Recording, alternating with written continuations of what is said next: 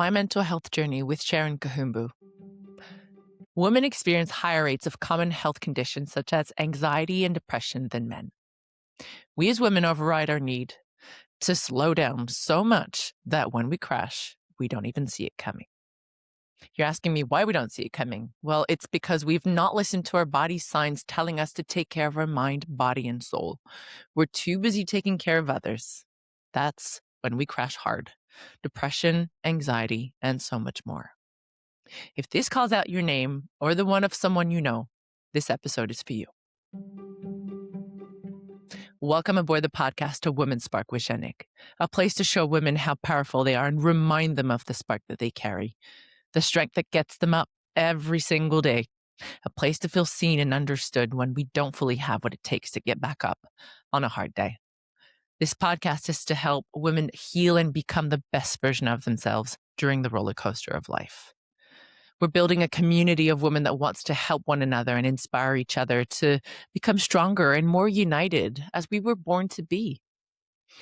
Did you know 1 in 3 women will experience a major depressive episode in her lifetime? Globally, women are more likely to have depression and anxiety than men. And amongst them of childbearing age, so between 15 and 49, the global burden of anxiety disorders has increased significantly over the last 30 years, with especially marked rises in low and middle income regions. In 2025, global analysis found more than 138 million women of childbearing age, that's insane, are living with anxiety disorder. And the burden has been rising, and particularly for women aged 45 to 49. Economic stress, gender inequality, caregiving load, and exposure to gender-based violence are cited as the most contributors to women's mental health problems worldwide. Today's guest has her own journey with mental health. Sharon Kahumbu is a Kenyan counseling psychologist and personal development coach, best known as the founder of the mental health platform Serotonin Agenda. She's a licensed Kenyan psychologist and works primarily with individuals and organizations on mental health awareness, therapy, and personal growth. She shares her psychoeducational mental health content and coaching messages under the handle at Serotonin Agenda on Instagram and TikTok. When we come back, we're going to welcome Sharon.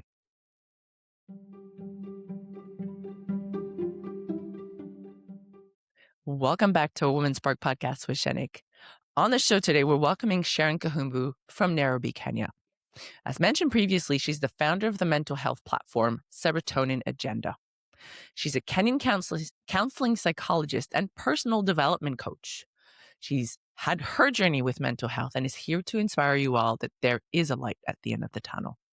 She's deeply committed to making mental health care accessible, affordable, and impactful.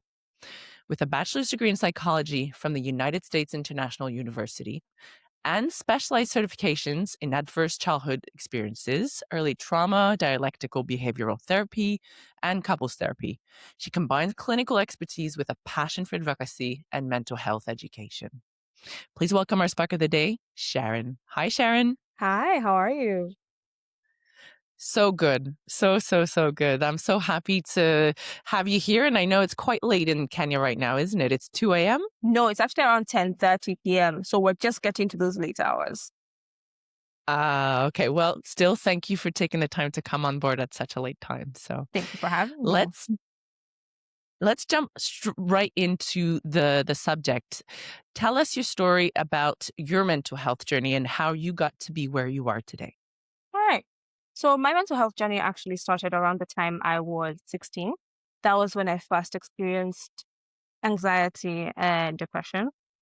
But around that time, there was no help to really seek at that point. So I started to seek help when I got into university.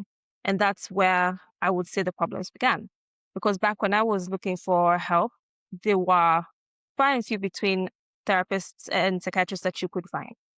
And one of the biggest barriers I found to finding psychological help is cost, location, and even if you match with the person that you're with.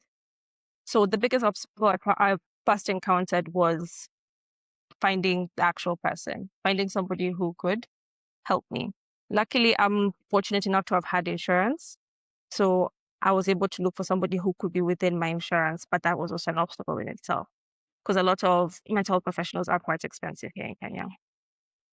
So Okay. after, And I Mhm. yeah, I'm sorry, go ahead. So after searching, I did find someone, and they ended up being very far, which is another obstacle that we usually have. That you seeking mental health services is very hard to get, especially if you live in remote areas or if you just live in an area that doesn't have too many professionals basing their offices there.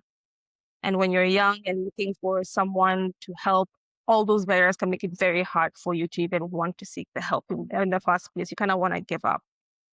So those are some of the intense barriers that I faced when I was looking for a therapist and a psychiatrist at the time. Okay. And when it came to your mental health, what were the signs and symptoms that you were experiencing that made you realize that you were having a breakdown, a mental health crisis that you needed the help? What were those signs? So I started to notice the signs when I was 16. So when I was 16, the signs used to be around having panic attacks, feeling like I have heart palpitations or chest pains, especially when I'm doing something that makes me nervous or something that would induce anxiety in that moment. But as the years went on, it started to increase. The panic attacks got more frequent. I started to have trouble leaving the house, especially to go for classes in university. And that's exactly what I knew, that something needs to change. Okay. And in terms of, because, let's say a public speaker will speak in front of people, will get anxiety. So for the listeners out there, how do you differentiate the anxiety from talking in front of someone, or just like a panic attack and anxiety that goes with depression, that is like you feel like it's like a mental breakdown, like you need some help with it? So how I would say differentiate it is, one, most people will know when something has gone beyond the realm of normal anxiety, because there's normal levels of anxiety and there's levels of anxiety that lead to anxiety attacks, panic attacks. So you'll know when, for example, if you are to talk to somebody, talk to somebody new. If you're trying to talk to somebody new and you have those butterflies in your stomach, that's usually normal anxiety. But when you start to feel added on symptoms, like now your heart is racing, you have an intense stomach ache, you're starting to sweat, when you're starting to feel those physiological symptoms as well, that's when you start to know that it's Mhm. going beyond what is the normal realm of having just a little bit of anxiety. And did it affect your daily life, like your routine, going out to school or work? Did any of those symptoms affect your daily life? Yes, they affected my daily life greatly. I would have, like I mentioned before, I'd have trouble leaving the house. So there would be classes I'd miss because of the anxiety. I had a very hard time doing presentations and meeting my coursework during university. So as a consequence, I'd have to get makeups or do extra work to cover for it. But it was no longer sustainable to keep covering up for the anxiety and everything that was going on. Okay. And just so the listeners can really feel, they can understand that maybe they're actually themselves going through something similar as what you went through. What were, because yes, you talked about finding it hard to find someone to help you, but um, you talked about palpitation. You talked about some physical aspects of what would an anxiety attack feel Mm. like. But where was your head at? Where was your mind space at that moment? Oh, that's an interesting question. So while everybody's experience in terms of how their mind space is with anxiety can vary, I would say my mind space around that time was foggy. It felt foggy. It felt like I had no direction. It almost felt like I couldn't see where I was going. I could physically see, but mentally it's like I could not see. And it felt, as well as it being foggy, it felt like there were very many thoughts and voices just colliding, things telling you should do this, you shouldn't do that. And eventually it becomes so overwhelming that you start to get even more stressed from just dealing with whatever's going on in inside of your head. Hmm. Did you have anyone around you before you found your help? Did you have anyone around you who could understand you, who made you better in some way?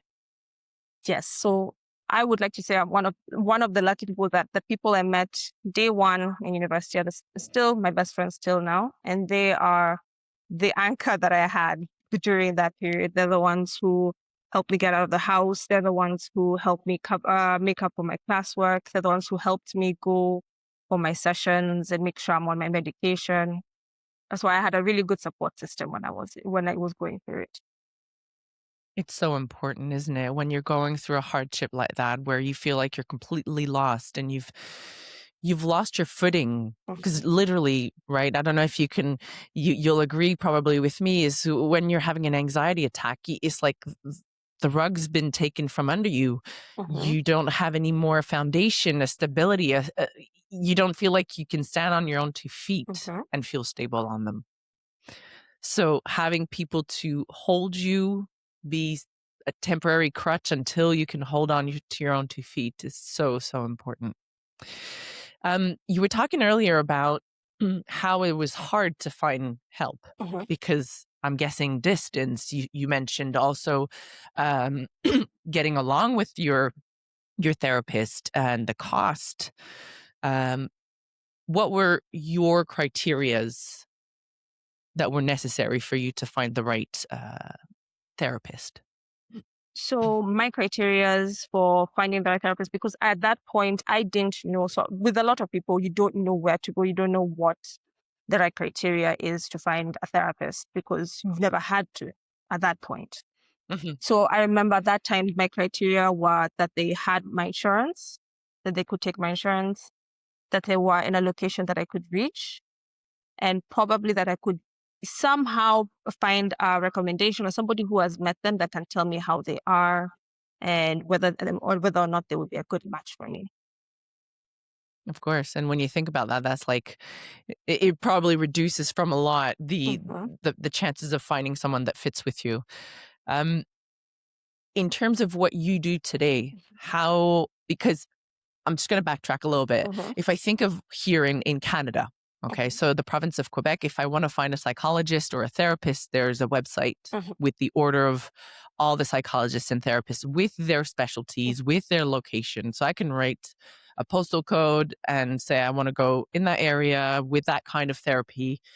Do you have anyone for me? And then they bring you a list. Is this something that you can find in Kenya? So this is not something I have particularly found in Kenya. And if anybody knows, they can probably comment under this and everything. But that is not something we have. What we usually have is word of mouth. Or if you have an insurance, you can check under the panel and see who is under your insurance. But Mm. recently it's a lot of social media. A lot of our, especially therapists, are on social media, so you get to find them there. A lot of influencers share contacts and referrals for therapists. So having one singular directory for the whole of the country, we do not have, but we have mainly word of mouth and other small directories that we use, like this Kenyan-based one called The Garden. There's another one that I'm on called Therapy Roots, and another one called We Hold a Hand, but there are a plethora of Mhm. them. Would you say that makes it more difficult for someone to have access to the right therapy or to have access to therapy in general? Yes, it does make it very hard for you to access therapy or even just get a good therapist for yourself, because while it is while it's easy to just go online and search, there are a lot of details that you can't find about certain therapists. There are a lot of therapists who are not even online to start with. And for us not to have a general directory for the whole of Kenya that can help us find, let's say, if I'm in Machakos and I need a therapist and I can just filter to Machakos, that's a very big hindrance for us. So Mhm. you'll find that, even like I was saying earlier about giving up on finding someone, that's one of the biggest things that could make someone give up, because you tried live in an area which is not as highly populated, and then you can't find anyone and you say it's just not for me anymore. It's too much. It's Mhm. too overwhelming. And then the problem of finding a therapist on top of already feeling how you're feeling, it just becomes probably way too overwhelming. Exactly. Now, for the listeners, I mean, we can also get lost very easily in all the different types of therapy. Mhm. Um, and we've mentioned not in the introduction that you do several different types of therapies and you work with different types of people with your various certifications. So can you explain to someone who is looking to find a therapist, what are the different types and what symptoms should that they have where they should maybe go towards a certain type of therapy? Can you differentiate all of this for our listeners? All right. I would like that's a question I did not prepare to have at this time. Um, so if you don't mind me going back, where you have Mm-hmm. a bachelor's degree in psychology Mm-hmm. from the United States Mm-hmm. International University, so you have the specialized certifications in adverse childhood experience, early trauma, dialectical behavioral therapy, and couples therapy. So can you tell us the difference between the four? There is between all of them. Yes. Are so you said dialectical, ACEs. Yes. So you have adverse childhood experiences, Mm-hmm. ACEs. What would that be? Who would that be for? ACEs is used to help you get a better understanding of now childhood trauma, basically. What happens to children when they're going through trauma? What happens to children when they are going? I don't feel like that's a sufficient answer. I did not have those kind of answers for this. Okay, I'll take it out. Don't worry. We'll skip that. No The problem. differences, I wish I had I'll gone take. ahead of time and I prepped that. No, no, no, no. Don't worry. It's fine. Mm-hmm. Um, well, I'm gonna cut it off. I'm just gonna find my step again. Okay. Uh, okay. So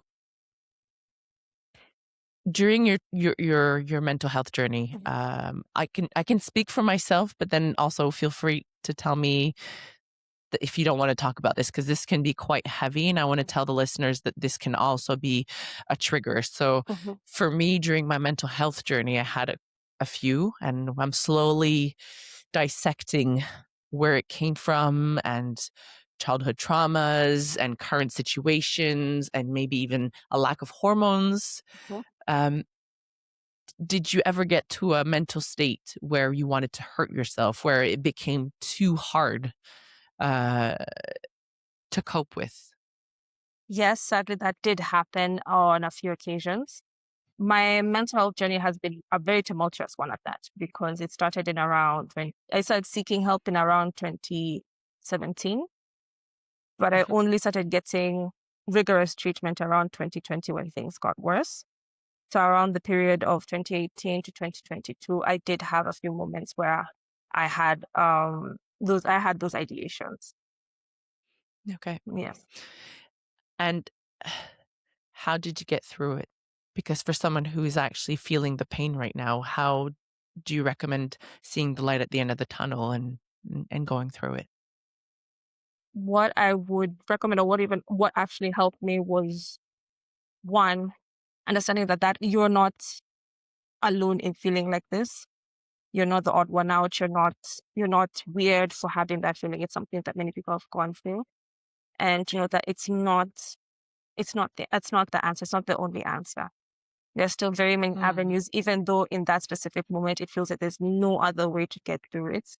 And it's valid to feel like in that moment there's no other way to get through it. But there are other methods. So what I would usually recommend is let in your support system. You don't have to let in the whole group. If they're a group of 15, you don't have to let the whole group in. You can let in one person. One person can make a difference in you Yeah, feeling better, in you changing your perspective on what decision you want to make. And then taking your time with it. What I usually tell my clients is have grace with yourself. You're literally living your life the first time. So Mm. give yourself the grace to make mistakes, feel low on yourself, pick yourself up, and you can keep living life with that mentality of having grace. Absolutely. And what I've found is that also, you know, that saying, this too shall pass. I'm sorry. You know, that saying that says, this too shall pass? Yes. It always passes. The wave of difficulty always passes. And the sun will rise again. And there's all these analogies, but it's true. It does pass, and you can find your strength all over again. That's true. Actually, something I want to add on is Yeah. does pass. but let nobody ever give you a timeline, give you conditions for how it will pass.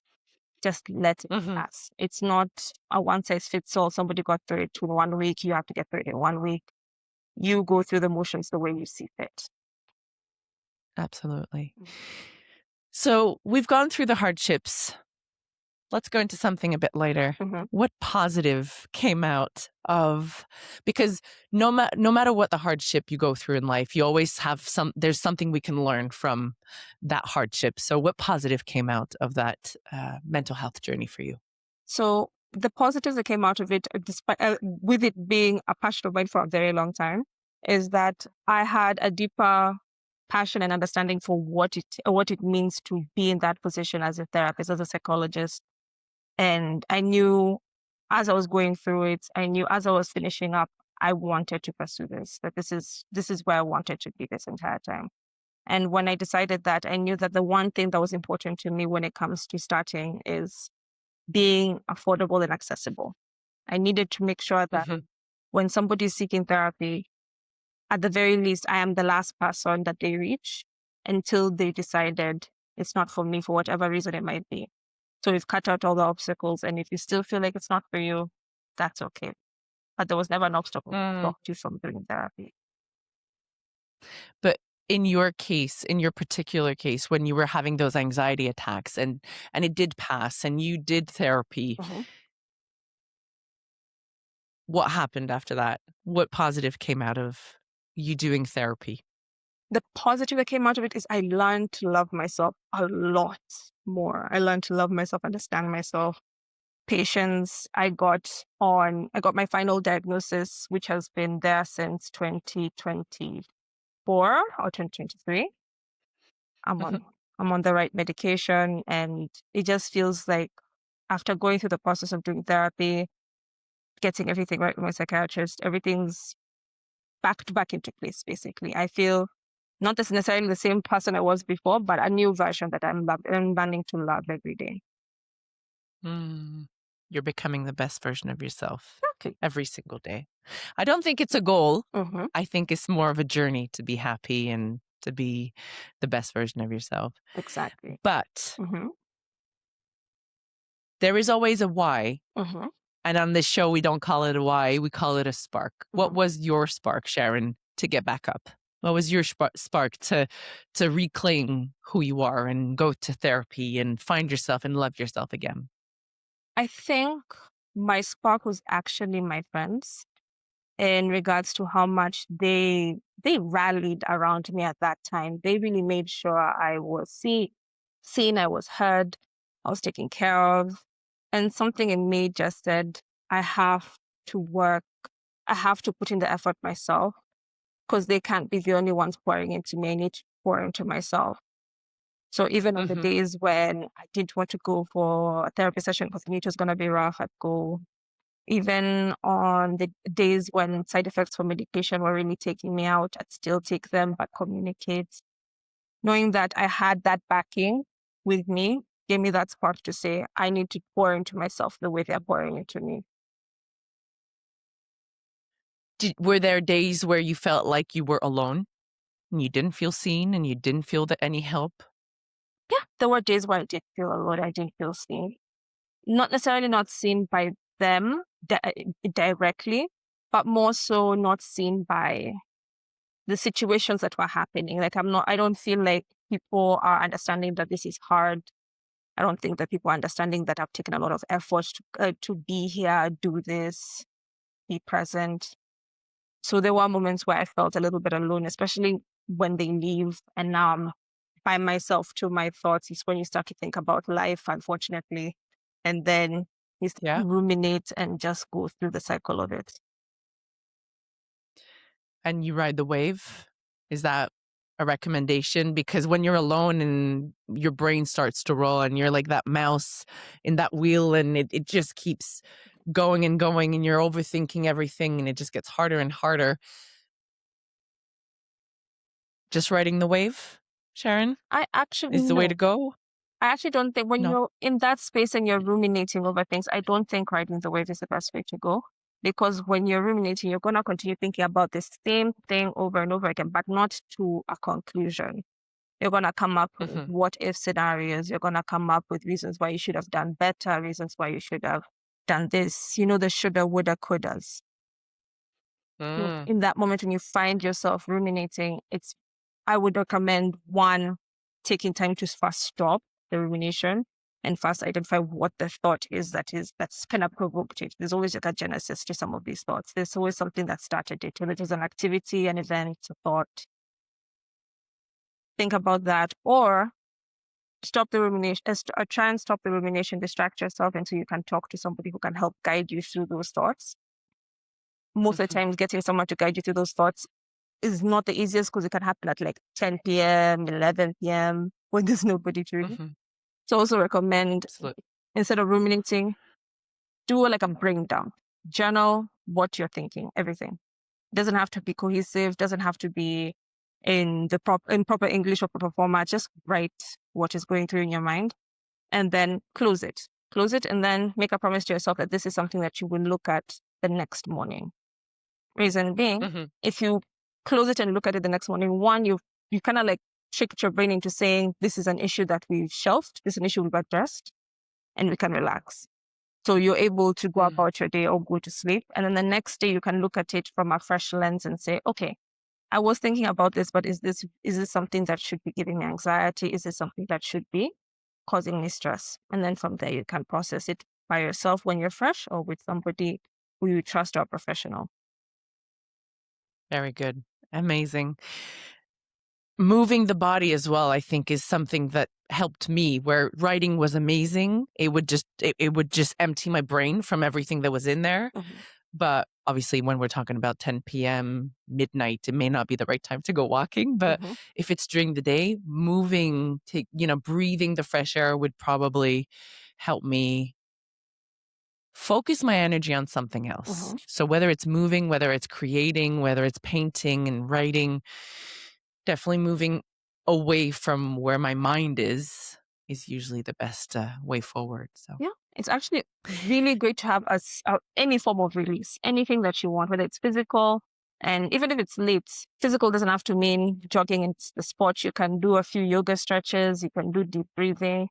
Deep breathing is something that I tell my clients on a daily. I think they're even frustrated with it.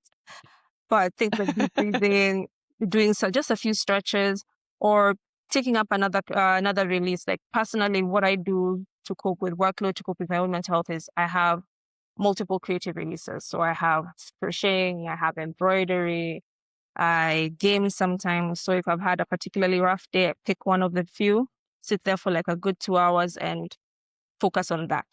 Kind of like practicing mindfulness with that activity, focusing on it solely and nothing else, nothing from today, tomorrow, just the activity. thank you very much, Sharon, for sharing this with us. Now, with the Serotonin Agenda, I know that that's your mission. And we'll come back to it in one quick second, but how do you want to make your mark on this in this lifetime, Sharon? That is a really good question. I think the one way that I can think of off the top of my head that I'd love to leave a mark is to have helped as many people as I can, to have touched enough people, to have made sure they've gotten through their rough points.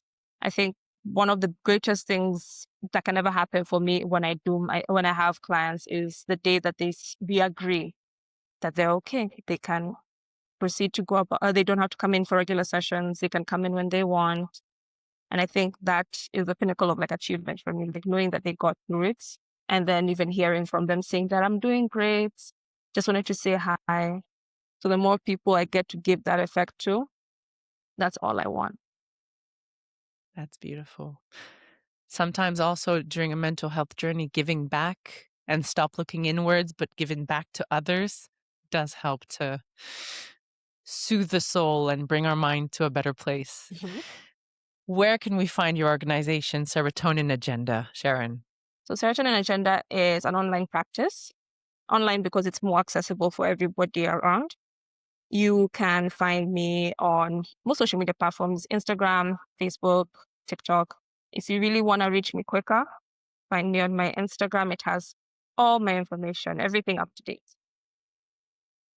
And so just for the listeners, we're going to put all the information in the summary below. So it's Serotonin Agenda, and you can find her, as she mentioned, on Instagram, on LinkedIn, and we will share that in the summary below. And one final question before we move to the conclusion of the show, Sharon, Mhm. why the name Serotonin Agenda? I'm curious. I love that question. I love that question a lot. I actually had a rough time picking the name because I wanted it to be impactful. I wanted it to make sense. And when I was thinking about it, I said, what would be more, so what would be more psychology than serotonin, the neurochemical? And I had to choose between all of them, but I thought serotonin made the most sense for me. And then agenda, because that is quite literally my agenda. My agenda is mental health. My agenda is your mind. It's beautiful. It's funny because you said that, and the which one will you pick? You know, there's dopamine, there's serotonin, Mhm. there's all these different ways of feeling happy, Mhm. and I guess serotonin felt It that it was the worked best better. fit. Plus, It was it the sounded better for a whole business name as well.